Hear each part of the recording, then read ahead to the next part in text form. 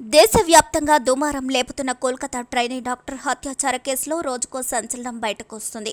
కోల్కతాలోని ఆర్జీకర్ మెడికల్ కాలేజీలో August 8న trainee డాక్టర్పై జరిగిన హత్య కేసులో నిందితుడికి సంబంధించిన మరొక కొత్త విషయం బయటకు వచ్చింది.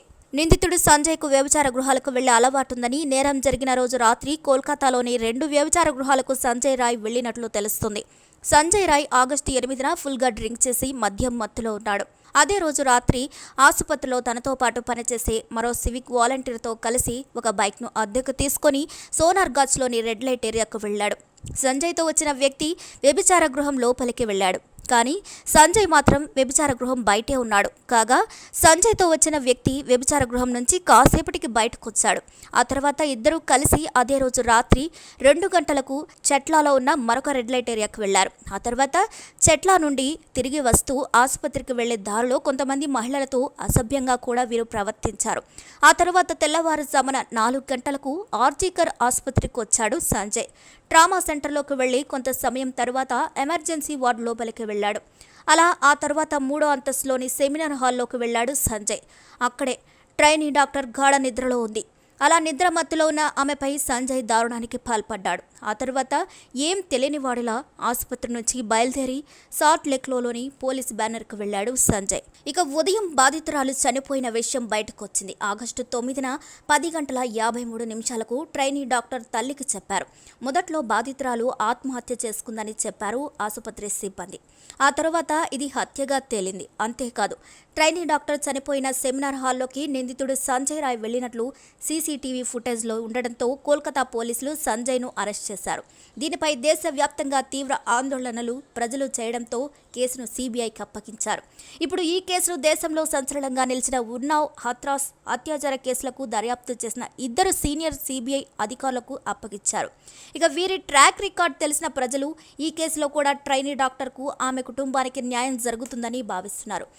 దేశవ్యాప్తంగా దుమారం లేపుతున్న కోల్కతా ట్రైనీ డాక్టర్ హత్యాచార కేసులో రోజుకో సంచలనం బయటకు వస్తుంది. కోల్కతాలోని ఆర్జీకర్ మెడికల్ కాలేజీలో ఆగస్టు 8న ట్రైనీ డాక్టర్పై జరిగిన హత్య కేసులో నిందితుడికి సంబంధించిన మరొక కొత్త విషయం బయటకు వచ్చింది. నిందితుడు సంజయ్కు వ్యభిచార గృహాలకు వెళ్లే అలవాటుందని, నేరం జరిగిన రోజు రాత్రి కోల్కతాలోని 2 వ్యభిచార గృహాలకు సంజయ్ రాయ్ వెళ్లినట్లు తెలుస్తుంది. సంజయ్ రాయ్ ఆగస్టు 8న ఫుల్గా డ్రింక్ చేసి మద్యం మత్తులో ఉన్నాడు. అదే రోజు రాత్రి ఆసుపత్రిలో తనతో పాటు పనిచేసే మరో సివిక్ వాలంటీర్తో కలిసి ఒక బైక్ను అద్దెకు తీసుకుని సోనార్గాచ్లోని రెడ్ లైట్ ఏరియాకు వెళ్లాడు. సంజయ్తో వచ్చిన వ్యక్తి వ్యభిచార గృహం లోపలికి వెళ్లాడు. కానీ సంజయ్ మాత్రం వ్యభిచార గృహం బయటే ఉన్నాడు. కాగా సంజయ్తో వచ్చిన వ్యక్తి వ్యభిచార గృహం నుంచి కాసేపటికి బయటకొచ్చాడు.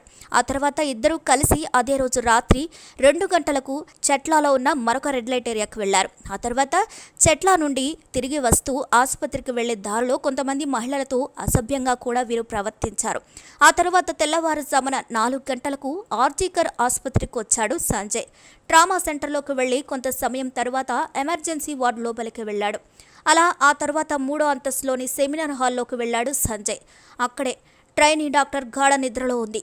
అలా నిద్ర మత్తులో ఉన్న ఆమెపై సంజయ్ దారుణానికి పాల్పడ్డాడు. ఆ తర్వాత ఏం తెలియని వాడిలా ఆసుపత్రి నుంచి బయలుదేరి సాల్ట్ లేక్లోని పోలీస్ బ్యానర్కు వెళ్లాడు సంజయ్. ఇక ఉదయం బాధితురాలు చనిపోయిన విషయం బయటకొచ్చింది. ఆగస్టు 9న 10:53 ట్రైనీ డాక్టర్ తల్లికి చెప్పారు. మొదట్లో బాధితురాలు ఆత్మహత్య చేసుకుందని చెప్పారు ఆసుపత్రి సిబ్బంది. ఆ తర్వాత ఇది హత్యగా తేలింది. అంతేకాదు, ట్రైనీ డాక్టర్ చనిపోయిన సెమినార్ హాల్లోకి నిందితుడు సంజయ్ రాయ్ వెళ్లినట్లు సీసీటీవీ ఫుటేజ్లో ఉండడంతో కోల్కతా పోలీసులు సంజయ్ను అరెస్ట్ చేశారు. దీనిపై దేశవ్యాప్తంగా తీవ్ర ఆందోళనలు ప్రజలు చేయడంతో కేసును సీబీఐకి అప్పగించారు. ఇప్పుడు ఈ కేసును దేశంలో సంచలనంగా నిలిచిన ఉన్నావ్ హత్రాస్ అత్యాచార కేసులకు దర్యాప్తు చేసిన 2 సీనియర్ సీబీఐ అధికారులకు అప్పగించారు. ఇక వీరి ట్రాక్ రికార్డ్ తెలిసిన ప్రజలు ఈ కేసులో కూడా ట్రైనీ డాక్టర్కు ఆమె కుటుంబానికి న్యాయం జరుగుతుందని భావిస్తున్నారు. మరి ఈ వీడియోపై మీ అభిప్రాయాన్ని కూడా ఖచ్చితంగా కామెంట్ ద్వారా తెలియజేయండి. మరిన్ని అప్డేట్స్ కోసం మా ఛానల్ని లైక్ చేయండి, షేర్ చేయండి, సబ్స్క్రైబ్ చేయండి.